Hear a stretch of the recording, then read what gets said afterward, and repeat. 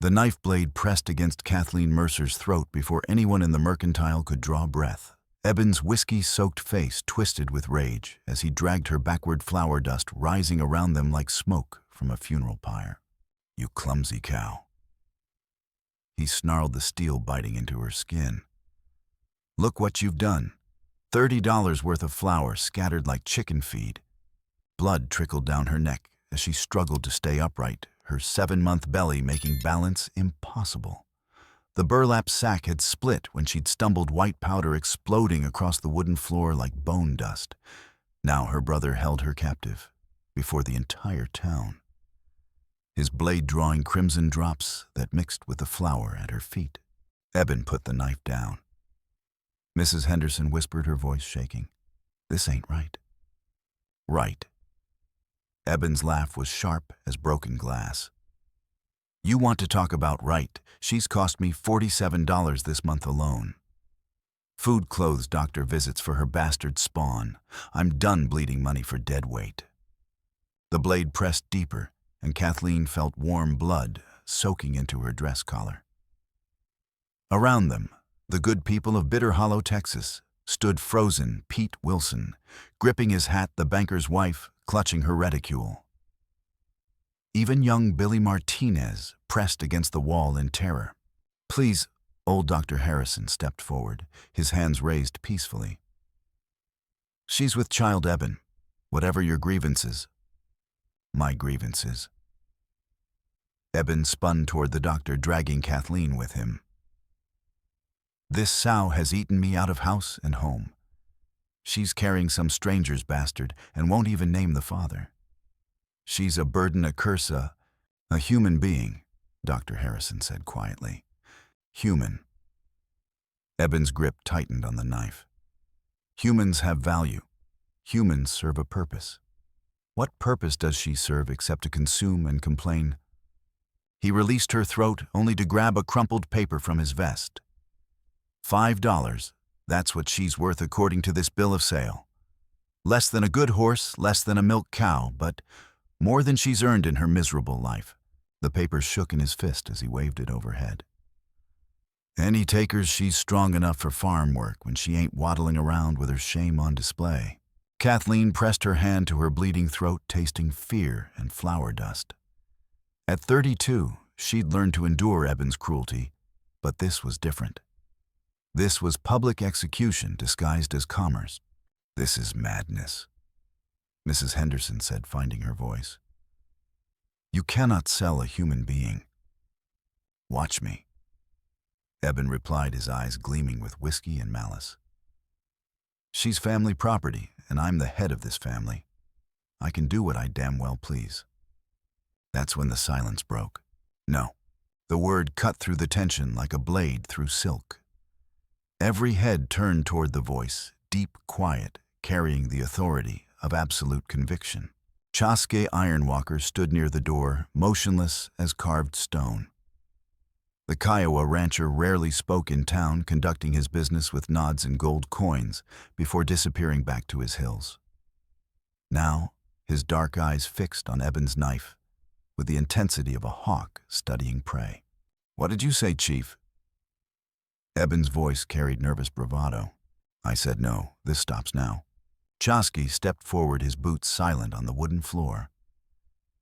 From his coat he produced a gold coin that caught the afternoon light like a small sun. He held it up where everyone could see, then placed it on the counter with a soft clink. "I'll take the paper," he said simply, "but not what you think you're selling. Money's money, Redskin. Don't matter what you think you're buying. I'm buying an end to cruelty, nothing more." Eben snatched the coin, biting it to test its purity. His knife never wavered from Kathleen's throat. "She's yours, savage. Hope you got a strong stomach for feeding time." But Chaske was already moving toward the door, his business concluded. At the threshold, he paused and looked back at Kathleen with those steady black eyes. "I come," he said, "if you choose to." The words hung in the air, like smoke. Kathleen felt every gaze in the room pressing against her skin, waiting to see what she would do. The knife at her throat, the blood on her dress, the flowers scattered like the remnants of her old life. All of it faded beside that simple invitation. Choose. She took a step toward the door, then another. With each footfall, Eben's grip loosened until the knife clattered to the floor. The townspeople began to whisper, but she no longer heard them. All she could hear was the word echoing in her mind. Choose. At the threshold, she stopped and looked back one last time at the flowers scattered across the floor, white as winter snow, white as the blank page her life had been until this moment. Then she followed Chaske Ironwalker into the dying light, leaving behind the brother who'd held a knife to her throat and the town that had watched him do it. Behind them, young Billy Martinez's voice cut through the stunned silence. Mama, why didn't anyone help her? The question hung in the air like an accusation. But Kathleen was already gone, walking toward something she couldn't name, but desperately hoped might be freedom. The wagon ride passed in charged silence, broken only by the creak of leather and the steady drum of hooves on packed earth. Kathleen sat rigidly beside Chaske, her hand pressed to the cut on her throat, watching the familiar landmarks of Bitter Hollow fade into memory. The church where she'd been baptized, the schoolhouse where she'd learned to read the cemetery, where her parents rested beneath wind-carved stones. You're bleeding, Chaske said without looking at her. It's not deep. Still needs tending. He pulled the wagon to a stop beside a creek that ran cold and clear through stands of cottonwood.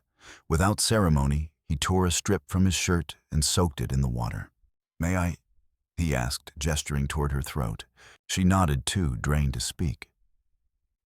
His touch was gentle as he cleaned the wound, his fingers steady and sure. This close, she could see the lines around his eyes, the silver threading through his black hair, the small scar on his jaw that spoke of old violence. Why? She asked. Why what? Why did you help me? You don't know me. He was quiet for a long moment, his hands still working to clean her wound. My wife used to say that kindness is a choice we make every day. Not because people deserve it, but because we do. Your wife, Elena, she died 3 years ago. His voice carried no self-pity, only a deep sadness that seemed to have settled into his bones. Fever took her in 4 days. I'm sorry. She was a good woman, a good mother. She would have done what I did today. Even for a stranger. Especially for a stranger. Elena believed that's when kindness matters most. They resumed their journey as the sun began to set, painting the sky in shades of gold and crimson. The landscape changed from rolling farmland to rugged hills dotted with oak and mesquite. This was the edge of Indian territory, where the rules of white society grew thin and other laws held sway. Where are we going? Kathleen asked. Home.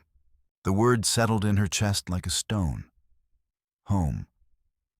She'd never truly had one, not since their parents died in the cholera outbreak of '73, leaving her in Eben's care at 16. Her brother had inherited the family farm, but lost it to poker debts within a year. Since then, they'd lived in a succession of rented rooms and borrowed spaces, always one step ahead of creditors. As they crested a hill, she saw it a sprawling adobe house with a wide veranda, corrals filled with prime horses, and a red barn that looked solid enough to weather any storm. Smoke curled from the chimney, and lamplight spilled golden from the windows. Gardens flourished in neat rows, and she could hear the lowing of cattle in the distance. This is yours, she asked. This is home. 2 girls emerged from the house as the wagon approached, one about 12, with serious dark eyes and intricate braids, and the other, maybe 8, with a gap-toothed grin and dirt on her apron. They had their father's strong cheekbones and black hair, but their faces lit up when they saw him in a way that made Kathleen's chest ache with longing. Papa, the younger one called, running to grab the horses' bridles. Who's this? This is Miss Kathleen, Chaske said, climbing down and extending a calloused hand to help her from the wagon. She'll be staying with us for a while.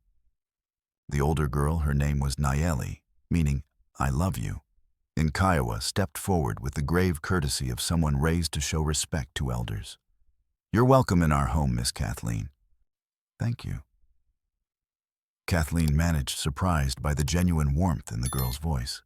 "You're hurt," the younger girl, Ayanna, eternal blossom, observed with the blunt honesty of childhood. "Papa, she's bleeding." "I know, little one. We'll take care of it." "Are you going to have a baby?" Ayanna asked, studying Kathleen's swollen belly with frank curiosity.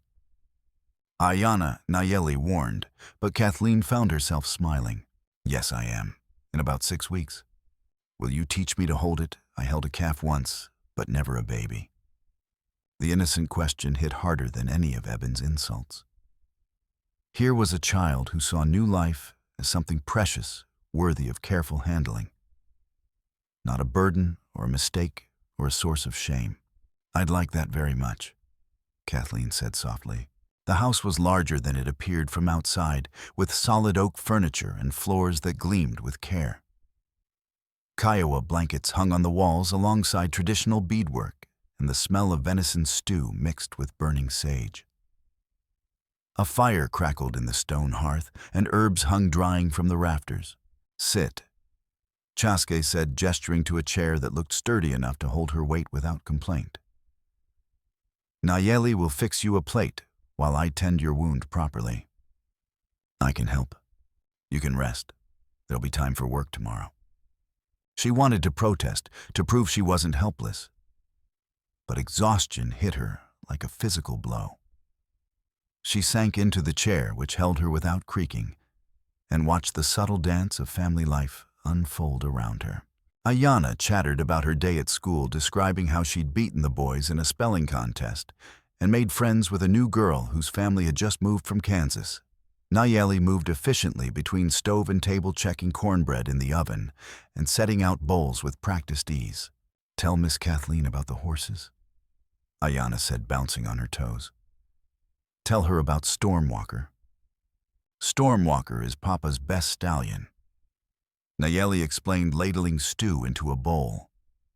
"He's got the spirit of Sane-Day, the trickster hero from our stories." "Sane-Day?" Kathleen asked. "The Kiowa hero who stole fire from the sun and gave it to the people," Chaske said, settling beside her with a basin of warm water and clean cloth. "He was clever and brave, but also foolish sometimes, like Stormwalker." "Papa tells the best stories," Ayanna said. "He knows all the old tales about how Grandmother Spider taught the people to weave, and how the buffalo came to be, and why the coyote howls at the moon." "Would you like to hear one?" Chaske asked as he gently cleaned the cut on Kathleen's throat. "I'd like that very much. Then I'll tell you about the woman who chose her own path, even when the world told her it was impossible." As he spoke, his voice took on a different cadence. The rhythm of oral tradition of stories passed down through generations. He told of a Kiowa woman who refused the husband her family had chosen, who traveled alone across the plains to find her own destiny. She faced hunger and cold wild animals and hostile tribes, but she never turned back. "What happened to her?" Kathleen asked. "She found a place where the rivers meet, where the land was green and the buffalo were plenty. She built a lodge there and lived according to her own laws. Other women came to her, women who had also chosen difficult paths. They made a new kind of family, bound not by blood, but by choice. And they were happy. They were free. Sometimes that's the same thing." The story wrapped around Kathleen like a warm blanket, speaking to something deep in her soul. This was what a family looked like, not the brittle tension she'd grown up with, but voices rising and falling, naturally punctuated by laughter and gentle teasing. After supper, Chaske showed her to a small room at the back of the house. It contained a narrow bed, a washstand, and a wooden trunk. Clean quilts were folded at the foot of the bed, and a basin of warm water waited on the washstand. On the wall hung a photograph of a white woman with kind eyes and a gentle smile. "This was Elena's sewing room," he said quietly. "She would have wanted it used for someone who needed it.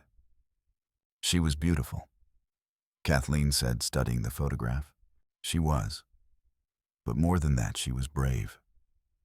She left her family to marry a Kiowa man, knowing what that would cost her. She never regretted it, but she paid the price every day.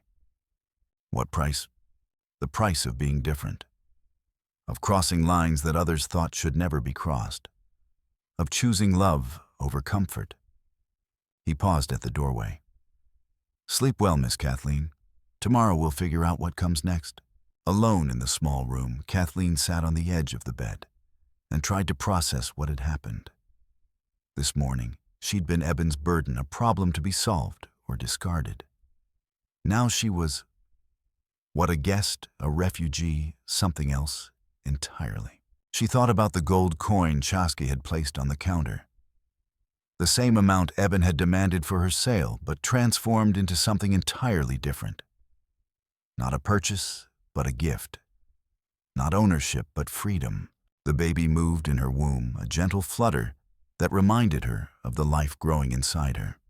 She placed her hand on her belly and spoke to it in a whisper. We're safe now, little one. I don't know what tomorrow holds, but tonight we're safe.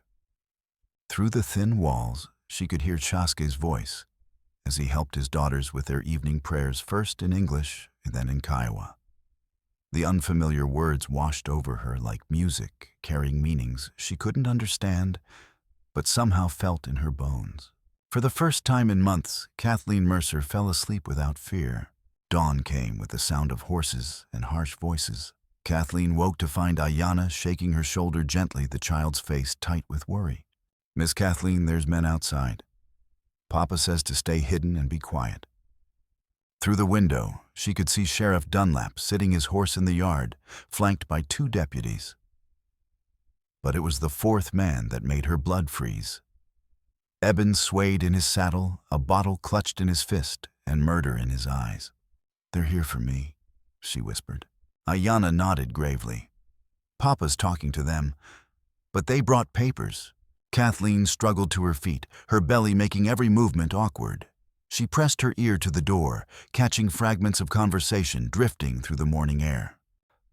Ain't right harboring a woman against her family's wishes. Gave fair payment for her keep. Territorial laws clear on matters of kinship. Sheriff Dunlap's voice carried the weariness of a man caught between duty and conscience. Miss Mercer, I know you can hear me. Need to have words with you. Her heart hammered against her ribs like a trapped bird. She looked at Ayanna, who squeezed her hand encouragingly, then crept to the bedroom door. Nayeli waited in the hallway, her young face serious beyond her years. You don't have to go, the girl whispered. Papa won't let them hurt you. But Kathleen knew better. In Texas, family law ran deeper than justice, and sheriffs had to uphold both. She smoothed her dress and walked to the front door, stepping onto the porch beside Chaske. Sheriff, she said quietly. Dunlap touched his hat brim. Miss Mercer, got a complaint here from your brother. Says you were taken against your will. I wasn't taken. I chose to leave. Like hell, she chose. Eben slurred, nearly falling from his saddle.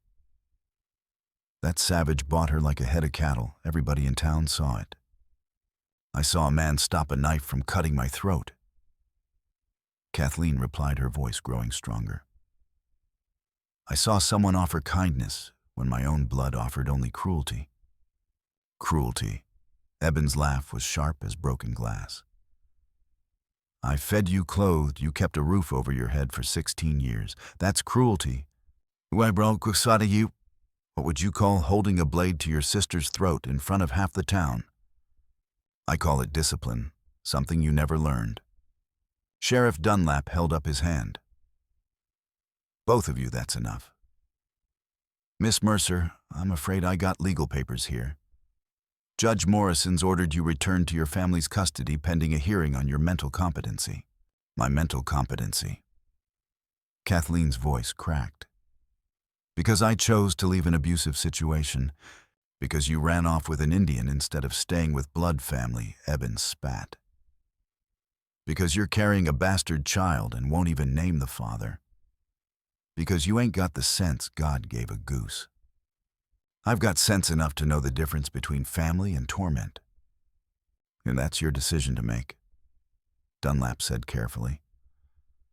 But the law says you gotta make it in front of a judge, with proper representation. And if I refuse, then I arrest you for vagrancy and disturbing the peace and Mr. Ironwalker for interfering with a legal process. Your choice. The trap was perfect. Eben had found a way to use the law itself as a weapon, wrapping his cruelty in the flag of family values and legal procedure. Oh, how long, she asked. Hearing set for Friday. If everything's legitimate, you can go where you please. And if the judge decides I'm not competent, Dunlap's silence was answer enough. Behind her, she heard Ayanna whisper to her sister, "Why are they taking her away? She didn't do anything wrong." The child's question cut through her paralysis like a blade. She turned to look at the girls, Nayeli, trying to be brave. Ayanna fighting back tears, and realized this moment would teach them something about the world. Either that cruelty always won, or that sometimes good people had to stand up against it. "I'll come," she said, her voice steady despite the fear clawing at her throat. "But I want it noted that I'm going under protest, and that Mr. Ironwalker acted with honor throughout this situation." "That'll be in the record," Dunlap nodded. As she walked toward the waiting horses, Chaske caught her arm. "This isn't over," he said quietly. "The law moves slow, but it moves toward justice. Pretty words don't change courthouse politics," Eben called out. "She's coming back where she belongs." "No," Kathleen said, turning to face her brother directly. "I'm going to town because the law requires it. But I'm not going back to being your property. I'm not going back to being afraid." The words hung in the morning air like gun smoke. Eben's face flushed red, but before he could respond, Sheriff Dunlap was already moving. "Enough talk. Miss Mercer, you'll ride with Deputy Williams. Let's get this sorted out proper." As she mounted behind the deputy, Kathleen felt Chaske's eyes on her back. She looked over her shoulder at him, once memorizing his face, the way he stood straight and unafraid, despite the odds stacked against him. "Thank you," she said simply, "for everything." He nodded once, a gesture that somehow conveyed more than words ever could. Then she was riding away from the only place she'd ever felt safe, while behind her, Ayanna's voice carried on the wind. "We'll be waiting for you, Miss Kathleen. Don't forget us." The child's words wrapped around her heart like a promise. She closed her eyes and held them close, knowing she would need them in the days to come. The Bitter Hollow jail hadn't been built for long-term occupation. 2 cells, a pot-bellied stove, and a desk that had seen better decades comprised the entire facility. Sheriff Dunlap apologized as he locked her in, explaining that Judge Morrison had ordered her held to prevent further complications. "Your brother's got friends stirring up trouble," he said quietly. "Men who think Indians should stay on reservations and white women should know their place. They're saying what happened yesterday was an abomination against the natural order. And what do you think? I think that man saved your life.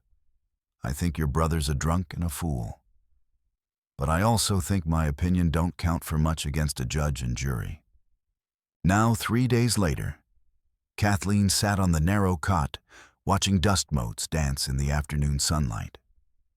Her back ached from the thin mattress, and the baby seemed to protest the confined space with increasingly violent kicks. But the physical discomfort paled beside the whispers that drifted through the barred windows. Always was peculiar, that Mercer girl, carrying a bastard and living in sin with a savage. Should have been put in an asylum years ago. The words cut deep because they carried enough truth to sting. She was unmarried and pregnant, and she had chosen to live with a man who wasn't her husband. The fact that neither situation was entirely her choice seemed lost on Bitter Hollow's moral guardians. Mrs. Henderson brought her meals thin soup and day-old bread, along with disapproving looks and sharp observations. "This is what comes of refusing a woman's proper place," she said, setting down the lunch tray. "Your dear mother would weep to see what you've become." My mother would weep to see what I was forced to become. There's a difference. First child, you made your choices. Now you have to live with them. What choice did I have? Stay with a brother who held a knife to my throat or accept kindness from a stranger? Mrs. Henderson's face softened almost imperceptibly. Eben's always had a temper. But family is family. No. Family is supposed to protect you, not terrorize you. Family is supposed to love you, not sell you. What I had with Eben wasn't family, it was survival. And what you have with that Indian? Hope. For the first time in my life, I have hope. That evening, familiar voices outside the window made her heart leap. Nayeli and Ayanna stood pressed against the bars, their faces bright with determination. "Miss Kathleen," Ayanna called out. "We brought you something." The girl held up a small bundle wrapped in brown paper. Sheriff Dunlap appeared behind them, looking harassed. Told them they couldn't visit, but they've been out here 2 hours. Ain't got the heart to run off children. "It's all right," Kathleen said, moving to the window. "How are you girls holding up?" "We're scared," Nayeli admitted. "People at school are saying mean things about Papa, about all of us." "What kind of things?" "That he's a killer, that he murdered our mama and now he's going to do the same to you." The words hit like a physical blow. "That's not true, sweetheart. Your Papa is a good man." "We know," Ayanna said fiercely, "but other people don't. Tommy Henderson called Papa a savage, so I bloodied his nose." "Ayanna," Nayeli scolded, but her voice lacked real conviction. "He deserved it. Nobody talks bad about our family." Family. The word wrapped around Kathleen's heart like a warm blanket. These children considered her family, and she was learning that family wasn't about blood, it was about choice. "We made you something," Nayeli said, holding up the bundle. "Papa helped us remember Mama's pattern." Sheriff Dunlap hesitated, then took the package and passed it through the bars. Kathleen unwrapped it carefully, revealing a shawl knitted in soft blue wool. The stitches were uneven, the work of young hands, but every loop had been made with love. "It's beautiful," she whispered, wrapping it around her shoulders. "Mama always said that when women stick together, they can survive anything." Ayanna explained. "Even when the world tries to break them apart. Your mama was a wise woman. She was, and she would have liked you. Papa says you have the same kind of courage she did." The girls left as darkness fell, but their gift remained. Kathleen wrapped Elena's shawl around her shoulders and felt the weight of belonging that came with being chosen by a family, bound not by blood, but by love. But the feeling was short-lived. Around midnight, she woke to angry voices outside, men's voices slurred with drink and sharp with hatred. Ought to burn them out. Teach that Indian to keep his hands off white women. Should have dealt with this years ago. Sheriff Dunlap's voice cut through the mob. "Y'all need to disperse. This is a matter for the courts." "Our courts ain't gonna do nothing," someone shouted. "Morrison's soft on Indians. We all know it. I'm warning you, next man who talks sedition gets a cell next to the lady. You can't jail half the county, Dunlap. Watch me try. Now move along before I start making arrests." The crowd grumbled but began to break up. Kathleen heard boots scuffing on wooden sidewalks, voices fading into the distance. But the threat lingered like smoke, and she knew this was far from over. She pulled the girl's shawl tighter and whispered to her unborn child, "Whatever happens, you'll grow up free. I promise you that." The words surprised her with their strength. For the first time in her life, she was speaking not just to survive, but to claim her place in the world. The realization both terrified and exhilarated her. Outside, Bitter Hollow settled into uneasy sleep. Inside the jail, Kathleen Mercer sat awake, wrapped in love, knitted by children's hands, planning her first real act of rebellion. By Thursday, half the territory seemed to know about Friday's hearing. Word had spread through saloons and churches, ranches, and trading posts. The story grew with each telling a pregnant white woman, a mysterious Indian rancher, money changing hands, dark implications of murder, and moral corruption. Kathleen watched from her cell window as wagons rolled into town, whole families making the journey to witness what the territorial newspapers were calling the trial of the century. The hotel filled up. The saloon did booming business. Someone had even started a betting pool on the outcome. "Oh, this is getting out of hand," Sheriff Dunlap muttered, reading a telegram that had just arrived. "Judge Morrison's requesting federal marshals for security. Says he's getting pressure from Austin about his handling of the case." "What kind of pressure?" "The kind that suggests territorial judges who can't maintain order might need replacing." Thursday afternoon brought an unexpected visitor. Reverend Blackwood appeared at the jail carrying his worn Bible and the stern expression of a man doing God's work. "Miss Mercer," he said, settling into the chair beside her cell, "I've come to offer spiritual guidance in your hour of need." "I appreciate the thought, Reverend, but I'm not sure I need guidance." "Don't you?" His eyebrows rose. "A woman in your condition living in sin with a heathen child, your immortal soul hangs in the balance. My soul is between me and God. My choices are between me and my conscience. Conscience can be corrupted by sin. That's why we need spiritual authority to guide us back to righteousness." Kathleen studied the minister's face, seeing the certainty that marked men who'd never questioned their place in God's order. "Tell me something, Reverend. When my father died, you preached about how Christ calls us to care for the least among us. Do you remember that sermon?" "Of course I do." "Then explain to me why it's wrong for someone to care for me when I needed it most." Blackwood's mouth tightened. "Because it was done by a godless savage for ungodly purposes. Because you're carrying another man's child in violation of divine law. The appearance of impropriety is more important than actual kindness. Don't twist Scripture to justify sin, young lady. Your brother is willing to forgive your transgression if you'll submit to proper Christian authority." "Proper Christian authority. Is that what you call it when he threatens my life in public?" "Sometimes strong correction is necessary to save a soul from damnation. And rape is that necessary too." The word hung between them like a blade. Reverend Blackwood's face went pale. "What did you say?" "I said rape. That's how I conceived this child, Reverend. One of my brother's friends decided I owed him something and took it by force.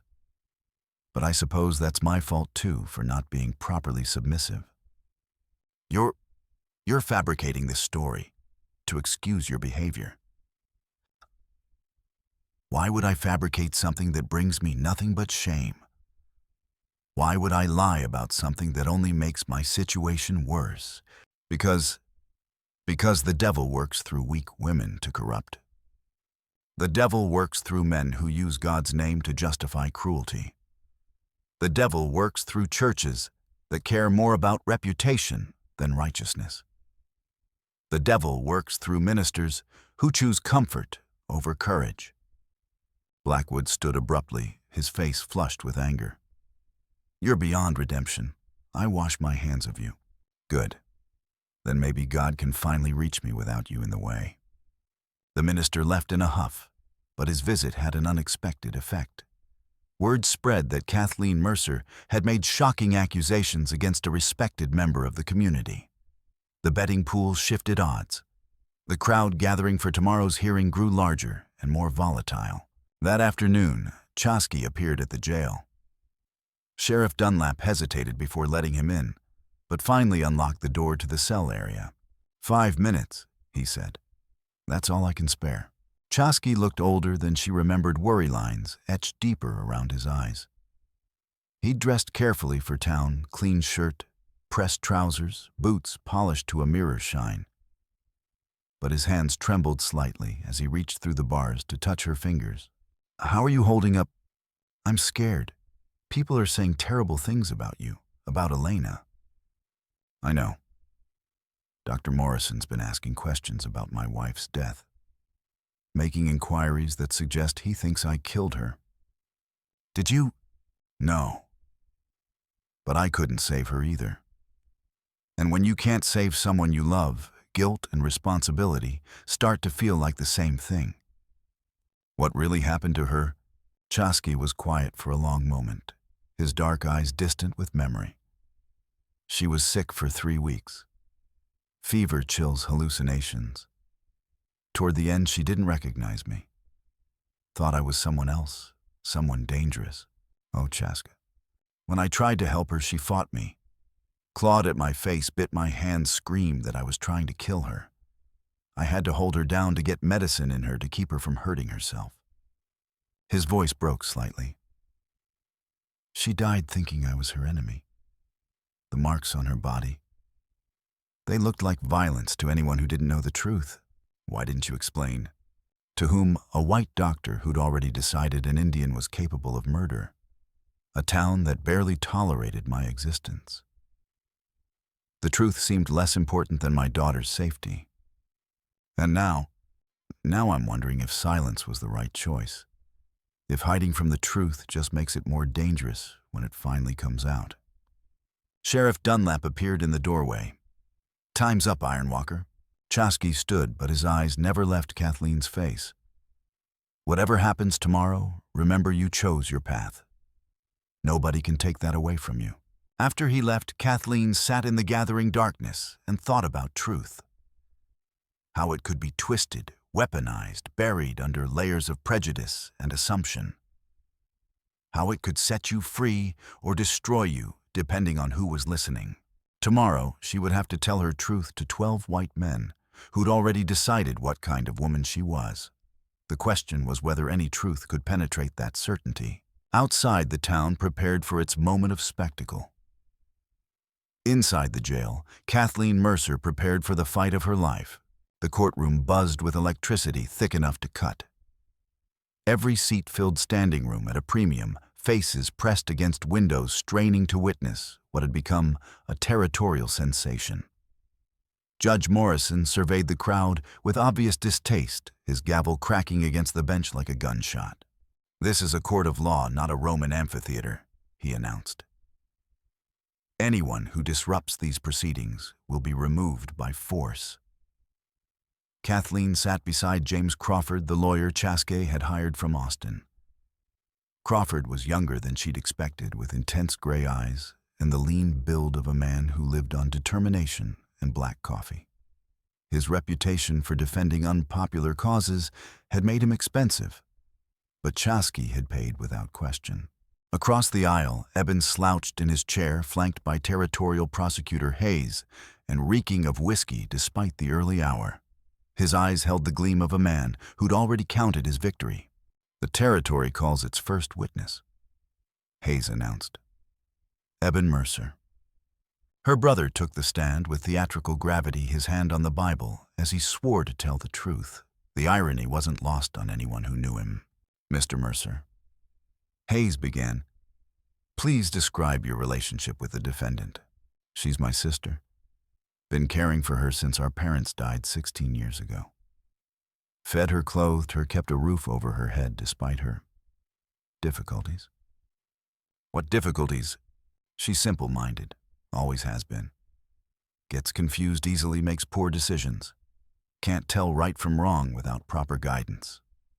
The lie rolled off his tongue smooth as honey. Kathleen felt Crawford's warning hand on her arm. "And what happened on the day in question?" "I was trying to find her work. She'd been eating us out of house and home, and with the baby coming." Eben shrugged. "I thought maybe someone could use a strong back around their place. Then this Indian shows up, starts throwing gold around like he owns the territory." "You're saying Mr. Ironwalker attempted to purchase your sister?" "I'm saying he gave me money and took her. Call it whatever you want." Crawford's cross-examination was surgical. He pulled apart Eben's story thread by thread, revealing the drinking, the debts, the years of neglect and abuse. "Mr. Mercer, you testified that you've been caring for your sister for 16 years. Is that accurate?" "Yes. And yet you've moved 11 times in those 16 years, correct?" We had to move around some. Economic circumstances. Economic circumstances. Would those be the gambling debts you accumulated, the money you borrowed against your sister's labor? I don't know what you're talking about. Don't you? Isn't it true that you hired your sister out to work for other families, then kept her wages for yourself? Eben's face reddened. She lived under my roof. I had a right to her earnings. Her earnings. From the job at the Henderson store where she kept the books, from the Mitchell farm where she delivered 3 babies, from the Patterson ranch where she treated sick cattle with herbal remedies. She was just helping out, for wages that you collected, while she wore the same 3 dresses for 2 years and went without proper food. She was fed. Was she? Dr. Harrison examined her when she arrived at Mr. Ironwalker's ranch. He found evidence of chronic malnutrition, old injuries that had healed improperly, and signs of prolonged stress. Does that sound like proper care to you? Hayes objected, but the damage was done. The jury had heard about the old injuries, the malnutrition, the pattern of exploitation. Mr. Mercer, you mentioned that your sister makes poor decisions. Can you give us an example? Well, she ran off with an Indian instead of staying with family.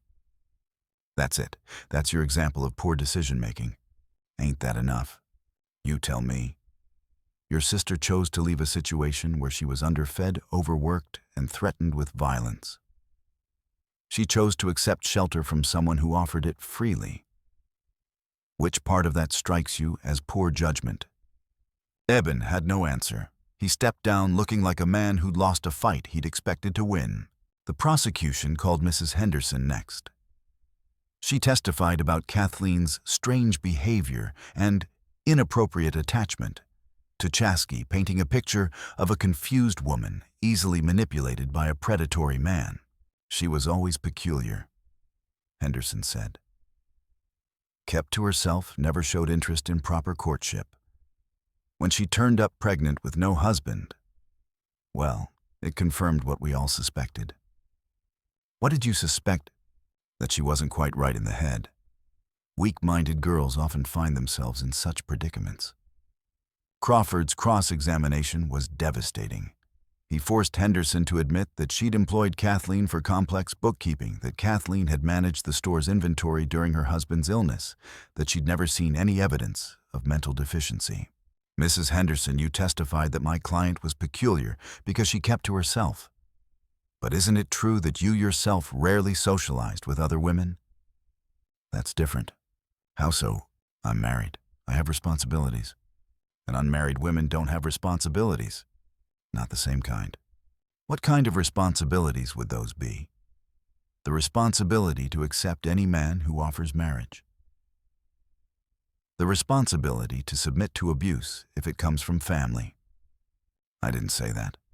Then what did you mean when you said she should have stayed with her brother regardless of how he treated her? Henderson's face flushed. Family is family. Even when family holds a knife to your throat. That's not what I meant. What did you mean, Mrs. Henderson?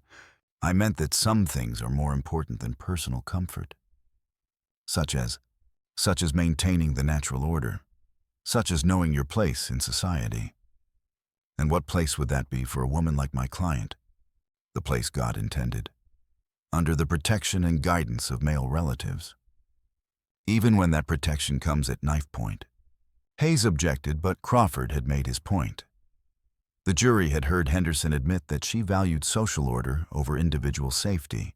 The morning continued with more witnesses, shopkeepers who testified to Kathleen's odd behavior, neighbors who'd noticed her solitary ways, church members who'd seen her irregular attendance as evidence of moral failing. But each witness also revealed something else under Crawford's careful questioning. They revealed a woman who'd been isolated, overworked, and systematically denied the basic human connections that might have supported her. Then came the moment that changed everything. The prosecution calls Dr. Samuel Morrison. The courtroom fell silent as the territorial medical examiner took the stand.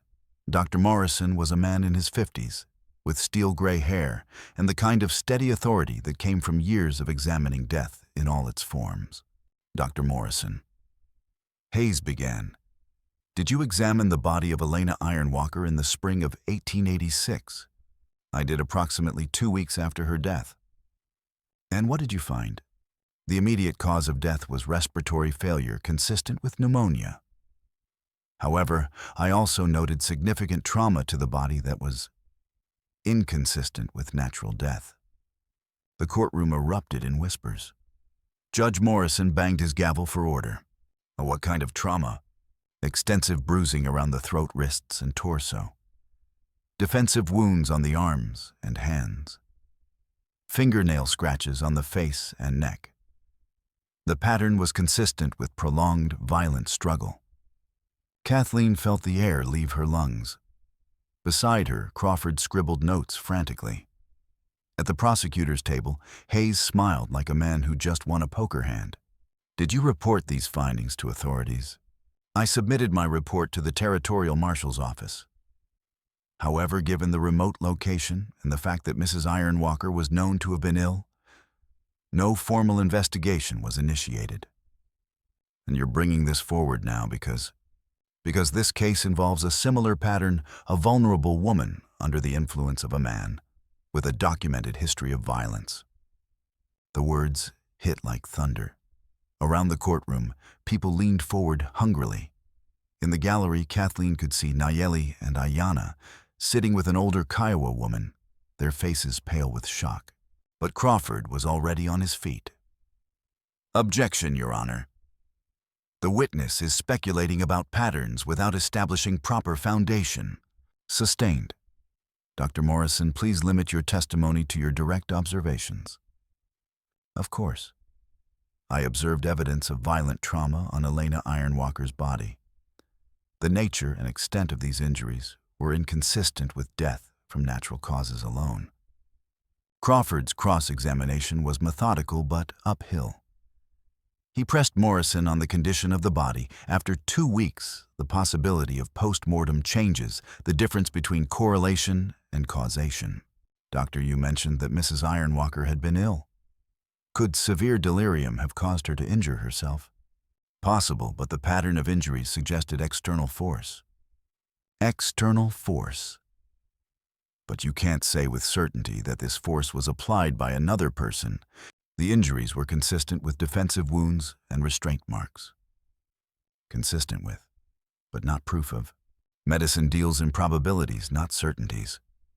Dorkenharneister. And isn't it possible that a delirious person might struggle against medical treatment, injure themselves in the process? Morrison hesitated. It's possible. Possible. And isn't it also possible that family members might need to restrain a violent, delirious patient to prevent them from hurting themselves? That could explain some of the injuries. Some of them. Thank you, Doctor. But the damage was done.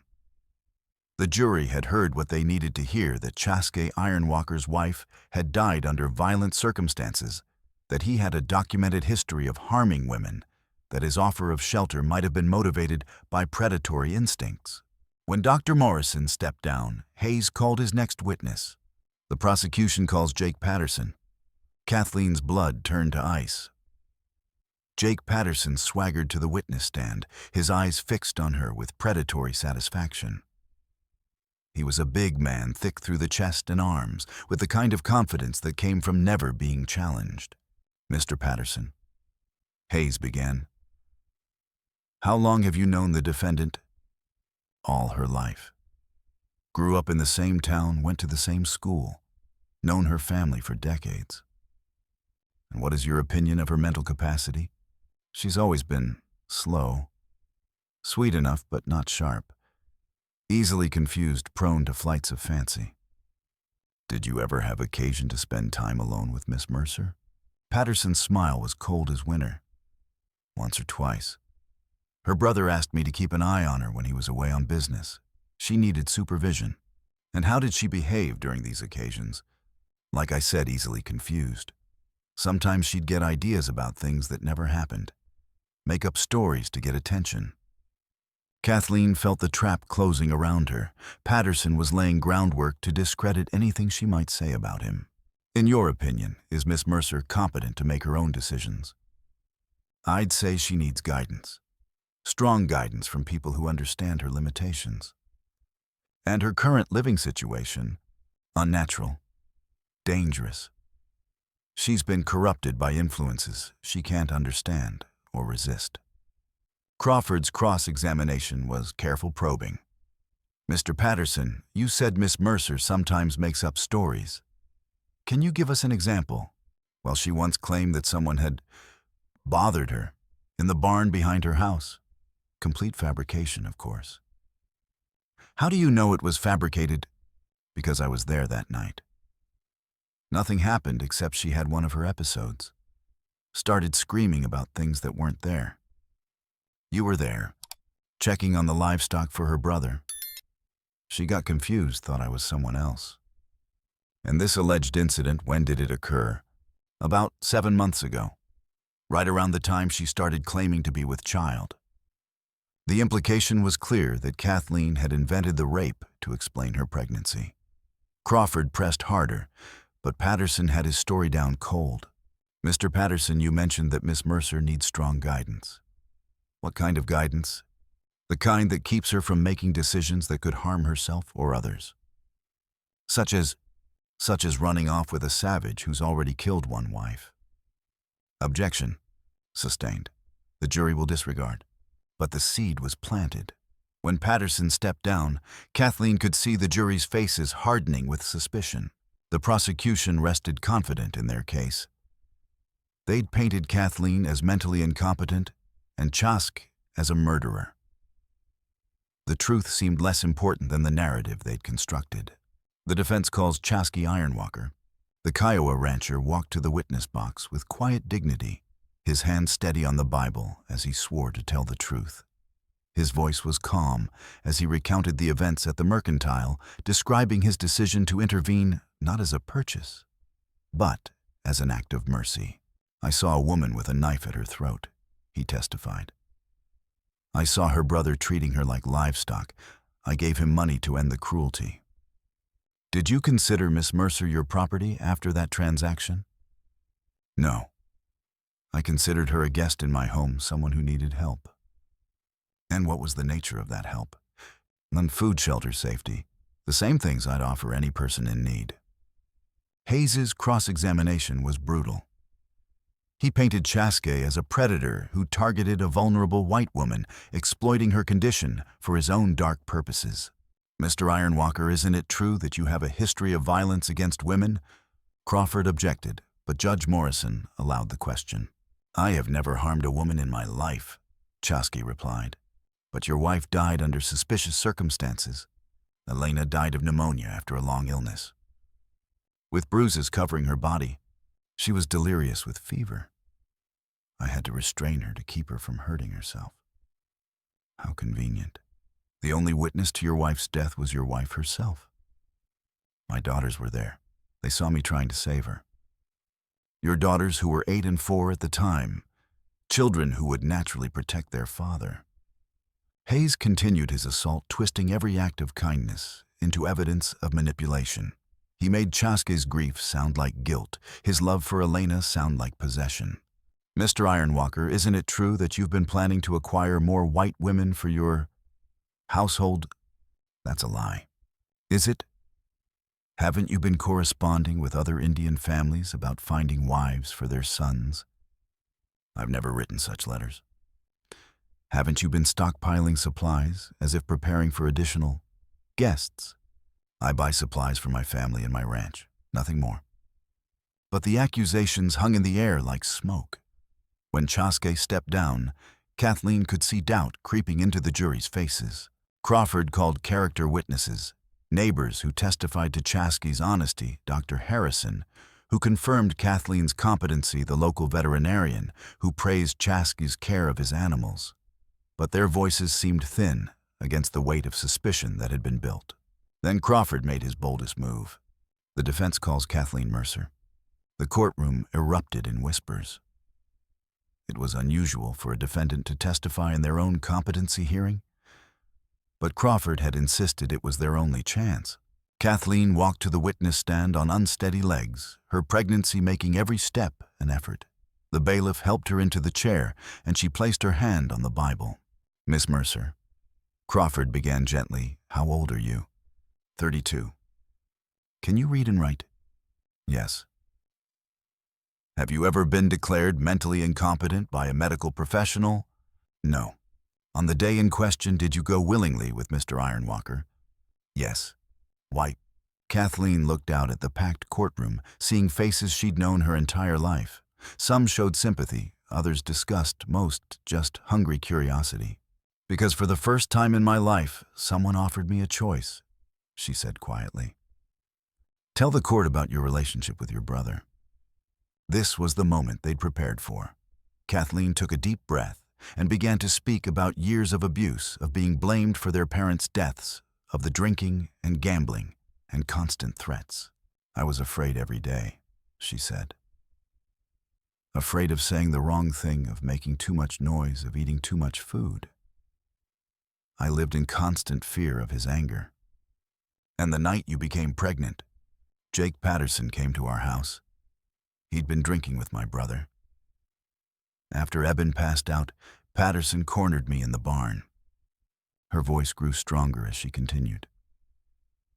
"I tried to fight him off, but he was too strong. He said I owed him for money my brother had borrowed. He said nobody would believe me if I told. Did you try to report what happened? To whom Patterson was respected in the community. I was just Eben's burden. Who would have believed me? And when Mr. Ironwalker offered you shelter, I was still afraid. But I was also hopeful. For the first time in years, I felt like maybe I could have a life worth living." Hayes's cross-examination was merciless. He pressed her on every detail of her story, suggesting that her accusations were fabricated to excuse her immoral behavior. "Miss Mercer, you claim that Mr. Patterson assaulted you. If that's true, why didn't you cry out?" "Because I was terrified. Because I knew it would only make things worse." "Make things worse how?" "Because Patterson threatened to kill me if I told anyone. Because my brother would have blamed me for tempting him." "So you remained silent for 7 months?" "I remained silent to survive." "Or because the encounter was consensual and you now regret it?" "It was not consensual, it was rape." "You say that now, but I say it now because I'm finally in a place where I can tell the truth without fearing for my life." Hayes circled closer, his voice growing more aggressive. "Miss Mercer, isn't it convenient that you're making these accusations now when they might help your case?" "There's nothing convenient about reliving the worst night of my life in front of a courtroom full of people who've already decided I'm lying." "Aren't you lying?" "No. Isn't it true that you're simply a fallen woman trying to blame others for your choices?" Something snapped inside Kathleen. She stood up as much as her condition allowed, her voice ringing through the courtroom. "I am not a fallen woman. I am a woman who was raped. I am a woman who was sold by her own brother. I am a woman who chose to survive rather than die quietly in shame. If that makes me fallen, then I choose to fall on my own terms." The courtroom exploded in chaos. Judge Morrison banged his gavel repeatedly, but the moment was crystallized. Kathleen had spoken her truth, and it could not be taken back. As she returned to her seat, she caught Jake Patterson's eye. For just a moment, his confident mask slipped, revealing something that might have been fear. Crawford stood for his closing argument, but before he could speak, there was a commotion at the back of the courtroom. The doors burst open, and a woman in a dust-covered traveling dress strode down the aisle, her face flushed with the urgency of someone who'd ridden hard through the night. Your Honor," she called out, "I have information crucial to this case." Judge Morrison frowned. "And you are?" "Sarah Martinez from Red Rock. I came as soon as I heard about the trial." "Mrs. Martinez, this court is in session. You cannot simply—" "Jake Patterson killed my sister." The words exploded through the courtroom like dynamite. Patterson was on his feet instantly, his face red with rage. "She's lying. I've never seen that woman before in my life." "Haven't you?" Sarah Martinez's voice cut through the chaos. "2 years ago, you came to our ranch. You said you were looking to buy cattle, but you had other interests. You cornered my sister Maria in our barn, just like you did to Miss Mercer.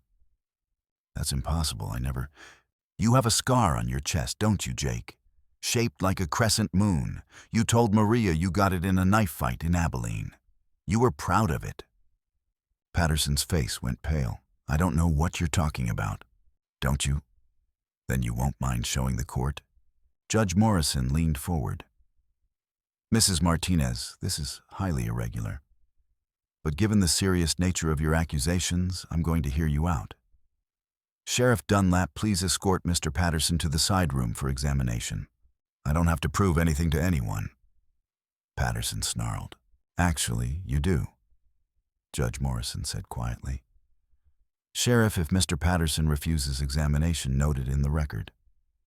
As Patterson was led away, still protesting his innocence, Sarah Martinez took the stand. Her testimony was devastating, a detailed account of her sister's assault, Patterson's threats, his pattern of targeting vulnerable women. Maria never recovered. She said, tears streaming down her face. She couldn't eat, couldn't sleep, couldn't bear to be touched. She died last winter still carrying that shame. Why didn't your sister report the assault? Crawford asked. Because Patterson threatened to kill our whole family if she spoke. Because he was a respected businessman and we were just Mexican ranchers. Because she knew nobody would believe her. And why are you coming forward now? Because I heard about Miss Mercer's courage. Because I realized that silence only protects the guilty. When Sheriff Dunlap returned, his face was grim. The scar is exactly as described, he announced. Crescent-shaped, 4 inches long left side of the chest. Patterson's carefully constructed facade crumbled. When he retook the stand, his confidence was gone, replaced by desperate anger. This is all lies, he shouted. These women are conspiring against me. To what end? Judge Morrison asked. To protect that Indian and his whore. The crude word echoed through the courtroom. Several women gasped, and men shifted uncomfortably. Mr. Patterson, you will moderate your language. I'll speak however I damn well please. I've been a pillar of this community for 20 years. A pillar built on violence and threats. Crawford interjected. Shut your mouth, lawyer. You don't know what you're talking about. Patterson suddenly lunged from the witness box, his hands reaching for Kathleen's throat. But Sheriff Dunlap was ready, tackling him to the ground before he could reach her. Get off me! Patterson screamed, struggling against the lawman's grip. She's lying. They're all lying. Jake Patterson, you're under arrest for assault and attempted battery. Dunlap announced, wrestling handcuffs onto the thrashing man. As Patterson was dragged away, still screaming threats and denials, Judge Morrison surveyed the chaos with weary eyes. Court will recess for 1 hour, he announced. When we return, I'll hear final arguments. But the trial was effectively over. Patterson's violent outburst had destroyed any credibility he might have had. The jury deliberated for less than 30 minutes before returning with their verdict. We find that the defendant, Kathleen Mercer, is fully competent to make her own decisions and is free to live where she chooses.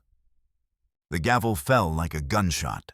Around the courtroom, people erupted in mixed reactions, some cheering, others booing, most simply stunned by the day's revelations. As the crowd dispersed, Kathleen found herself surrounded by well-wishers and supporters. But she barely heard their words. All she could think about was the look in Patterson's eyes as he'd been dragged away, pure hatred, unrepentant and unashamed. It's over, Chaske said, appearing at her side. No, she replied, watching Patterson's friends gather in angry clusters. This is just the beginning. The ride back to the ranch should have been triumphant. But tension hung in the air like storm clouds. Word had spread quickly through the territory. Jake Patterson arrested, his reputation destroyed, his pattern of violence exposed. But with exposure came backlash. There'll be trouble, Chaske said as they approached the ranch. Men like Patterson don't fall alone. They take others with them. Let them come, Kathleen replied. I'm tired of being afraid. The ranch looked peaceful in the afternoon light, but Kathleen could see the signs of preparation. Extra hands working the fence-line rifles propped against the porch posts, the kind of quiet alertness that spoke of expected trouble. Papa, Nayeli, and Ayana ran from the house, their faces bright with relief. We heard about the trial, you're free. We're all free, Kathleen corrected, embracing both girls. Finally free. That night, as they sat on the porch watching the stars emerge, Chaske spoke the words that had been building between them for weeks. Marry me.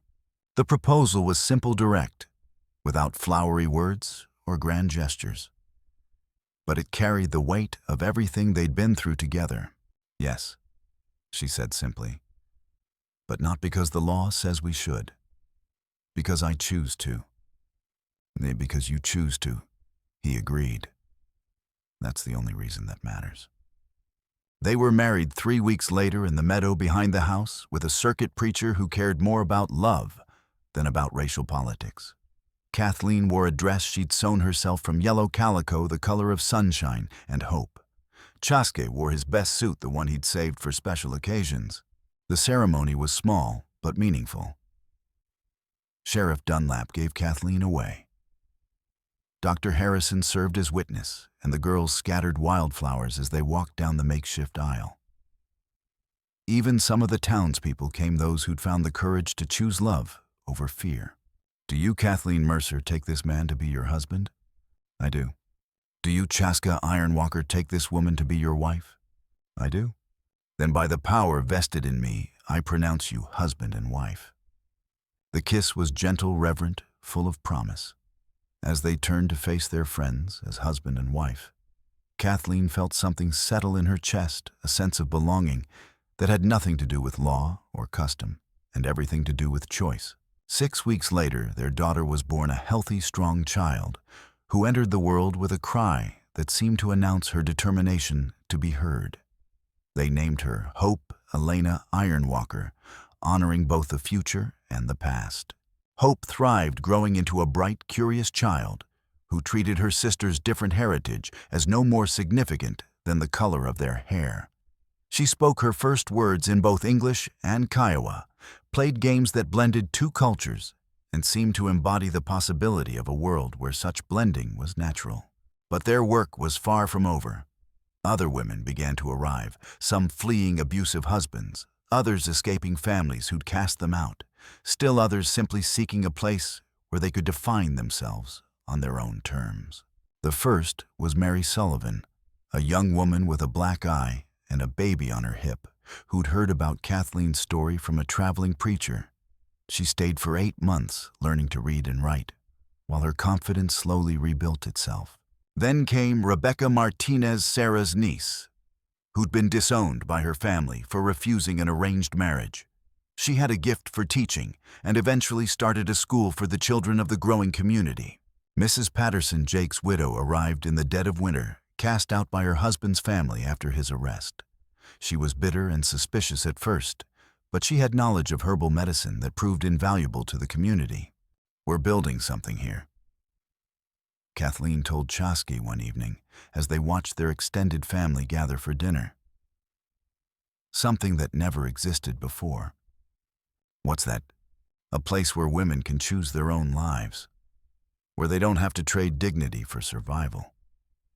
And the men of this territory, how long will they tolerate it? As long as we make it impossible to ignore. As long as we prove that strong women make strong communities. The proof came in unexpected ways. When drought threatened the county's crops, it was the women of the Ironwalker Ranch who organized seed distributions. When fever struck the town, it was their herbal knowledge that helped save lives. When the school needed teachers, it was Rebecca Martinez who stepped forward with her education and patience. Slowly, grudgingly, the community began to accept what they'd helped create. Not because they'd changed their minds about racial mixing or women's independence, but because they needed what the ranch provided. Respect earned through usefulness, Chaske observed.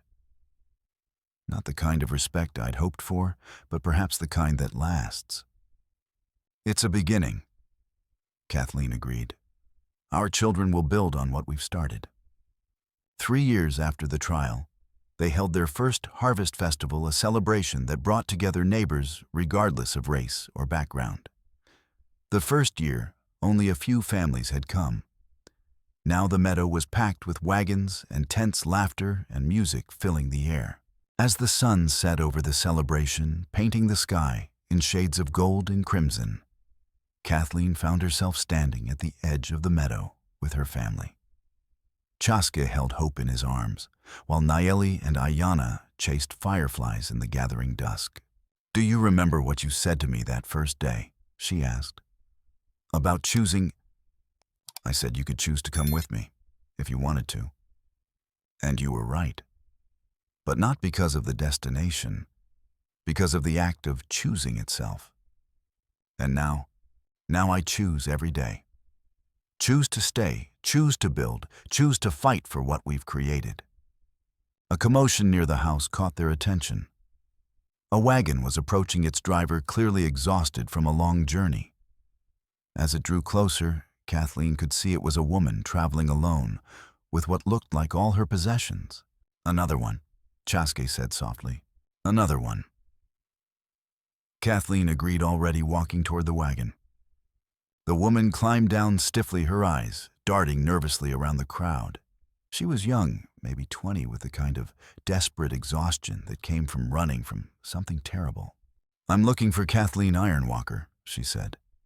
I heard there might be a place for someone like me." "There is," Kathleen said without hesitation. "There's always a place here for women who choose their own paths." The woman's face crumpled with relief. "I'm Anna Kowalski. My husband, he's not a good man. I had to leave." "You're safe now," Kathleen assured her. "We'll find you a place to sleep, something to eat, and tomorrow we'll figure out the rest." As they led Anna toward the house, Kathleen caught sight of something that made her heart skip. On the horizon, silhouetted against the setting sun, a lone rider sat watching the celebration. Even at this distance, she could see the familiar slouch of his shoulders. Her brother had been gone for 3 years, vanished after the trial destroyed his remaining credibility. She'd heard rumors that he'd gone to California, that he'd drunk himself to death, that he'd joined the army under an assumed name. But here he was, watching her new life from a distance. "Chaske," she said quietly, nodding toward the ridge. He followed her gaze and saw the rider. "Want me to talk to him?" "No. Let him watch. Let him see what we've built." They stood there for a long moment, the celebration continuing around them, while Eben remained motionless on the ridge. Finally, he turned his horse and rode away, disappearing into the gathering darkness. "Will he come back?" Anna asked, having noticed the exchange. "I don't know," Kathleen admitted. "But if he does, he'll find the door open. Forgiveness is part of what we're building here. Even after what he did to you, especially because of what he did to me. Hatred only breeds more hatred. If we want to change the world, we have to start with changing ourselves." As they reached the house, Hope began to fuss in her father's arms. Kathleen took the baby and settled into the rocking chair on the porch, beginning to nurse her, while the celebration continued in the meadow. "Tell me about the old days," Anna said, settling beside her. "Before all this, how did you find the courage to change everything?" "I didn't change everything," Kathleen said softly. "I just changed one thing. I stopped letting other people define who I was allowed to be. And that was enough. It was a beginning. Everything else grew from that choice." As the night deepened and the celebration wound down, families began to pack up their wagons and head home. But many lingered, reluctant to leave the warmth and acceptance they'd found here. "This is what victory looks like," Chaske said, settling beside Kathleen on the porch steps. "Not a moment of triumph, but a way of living. A way of choosing," she corrected. "Every day over and over again.